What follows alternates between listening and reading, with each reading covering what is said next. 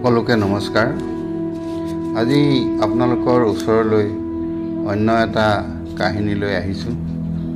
সেইটো হৈছে ভগৱান কৃষ্ণৰ বাহন গৰুড় পক্ষীৰ জন্ম।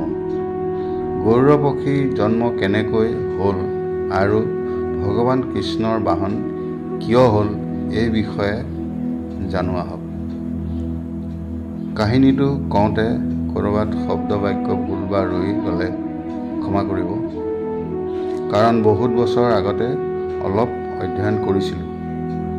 সেই মনত থকা কথাখিনি আপোনালোকৰ ওচৰলৈ আগবঢ়াইছোঁ। কথাখিনি জানিলে বা শুনিলে আপোনাৰো মন আনন্দিত হ'ব, ভাল লাগিব। গৰুড় পক্ষীৰ মাক বিনাতা আৰু দেউতাক কাশ্যপ মুনি। ব্ৰহ্মাৰ 4জনী কন্যা আছিলে, নাম দিতি, অদিতি, কদ্ৰু আৰু বিনাতা। তাৰে কদ্ৰু আৰু বিনাতাক কাশ্যপে বিয়া কৰায়। সম্বন্ধত দুয়ো বাই ভনী। দিতি আৰু অদিতিৰ কথা আমি পৰৱৰ্তী সময়ত আলোচনা কৰিম। আজি গৰুড়ৰ জন্মৰ কথা আলোচনা কৰোঁ। পৌৰাণিক যুগত তেনেই চুটি চাপৰ দুজন মুনি আছিলে। দুয়োজন কিন্তু ব্ৰহ্মাৰ সন্তান আছিলে। তেওঁলোকৰ নাম বালিহিল্লা। এদিন দুয়ো অৰণ্যৰ পৰা ফল মূল পাত আদি লৈ আহোঁতে হঠাতে ধাৰাসাৰ বৰষুণ হোৱাত তেওঁলোকৰ বাট হেৰুৱায় পানীৰ মাজতে ককবকাই আছিল। বহুত চেষ্টা কৰি সাঁতুৰি পাৰত উঠিলে। সেই সময়তে ওপৰেদি স্বৰ্গৰ ৰজা পুৰন্দৰ অৰ্থাৎ ইন্দ্ৰ আহি তেওঁলোকৰ এনে অৱস্থা দেখি হাঁহিবলৈ ধৰিলে। তেতিয়া মুনি দুজনৰ খং উঠিল। খং উঠি ইন্দ্ৰক ধ্বংস কৰা মনেৰে তেওঁলোকে তাতেই যজ্ঞ আৰম্ভ কৰিলে। যেতিয়া বালখিল্য ঋষিয়ে যজ্ঞ কৰিবলৈ ল'লে, তাকে দেখি ব্ৰহ্মাই বালখিল্য ঋষিক বাধা দিছিল। তোমালোকে ইন্দ্ৰক শাপ নিদিবা। যজ্ঞৰ প্ৰভাৱ দেখি দেৱতাসকলে ভয় খায়। ব্ৰহ্মা, বিষ্ণু, মহেশ, পুৰন্দৰ, যম, শনি, কুবেৰ, বৰুণ সকলোৱে প্ৰাৰ্থনা কৰিবলৈ ল'লে। মুনি দুজনে খঙত মন্ত্ৰপাঠ কৰি থাকোঁতে যজ্ঞৰ পৰা ডাঙৰ ডাঙৰ দুটা ডিম্ব ওলাল, অৰ্থাৎ কণী দুটা ওলাল। তাকে দেখি মুনি দুজনে হুমুনিয়াহ কাঢ়ি সেই কণী দুটা তাতে এৰি গুচি গ'ল।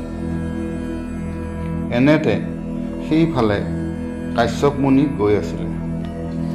তেওঁ কণী দুটা দেখি কণী দুটা লৈ গ'ল। সেই কণী দুটা কাশ্যপে নি বিনাতাক দি ক'লে, তোমাৰ যিহেতু সতি সন্ততি নাই, তুমি এই কণী দুটা উমনি দিয়া, ইয়াৰ পৰা সন্তান পাবা।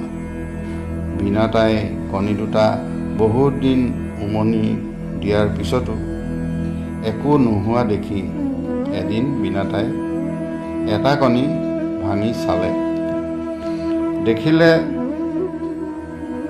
তাৰ পৰা এটা চৰাই, কিন্তু তাৰ উৰু নাই। তেতিয়া চৰাইটোৱে কান্দি কান্দি বিনাতাক ক'লে, মা, তই অকালতে ভাঙিলি। এতিয়া ঠাণ্ডাৰ কাৰণে মোৰ প্ৰাণ যায়, কিবা এটা ব্যৱস্থা কৰা। তেতিয়া বিনাতাই ক'লে, তোৰ পিতাৰ ওচৰলৈ গৈ কোৱাগৈ। মাকৰ কথামতে পক্ষী গৈ পিতাক কাশ্যপৰ ওচৰ পালেগৈ। কাশ্যপে তেতিয়া উপদেশ দিলে, তুমি সূৰ্যৰ ঘোঁৰা ধৰিবলৈ যোৱা, তেতিয়াহে তোমাৰ ঠাণ্ডা কমিব। পিতাকৰ কথামতে তেওঁ সূৰ্যৰ ওচৰলৈ উৰা মাৰিলে আৰু সূৰ্যৰ তাপ লৈ তাতে তেওঁ বাস কৰিবলৈ ল'লে। সেই পক্ষীটোৰ নাম আছিল অনৰু। যেতিয়া বাকী ইটো কণী আছিলে, কণী ভাঙোতে এটা পক্ষী জন্ম হৈছিল। তেতিয়া কাশ্যপ ঋষিয়ে বিনাতাক ক'লে, বিনাতা, তুমি ইটো কণী নাভাঙিবা, তাক তুমি ভালকৈ উমনি দিয়া, তেতিয়া তুমি তাৰ পৰা কিবা পাবা। কাশ্যপে দিয়া পৰামৰ্শ মানি অন্য কণীটো ডিম্বটো বহুত কাল বছৰ উমনি দিছিল। তাৰপিছত সেই কণীটোৰ পৰা এটা প্ৰকাণ্ড পক্ষী জন্ম হ'ল। সেই পক্ষীটোৱে হৈছে গৰুড় পক্ষী। গৰুড় জন্ম হৈয়ে কাশ্যপৰ ওচৰলৈ উৰা মাৰে আৰু পিতাকক ক'লে, ভোকত মই পৰ্বত পাহাৰ গিলিব মন গৈছে, তুমি কিবা এটা মোক উপায় দিয়া।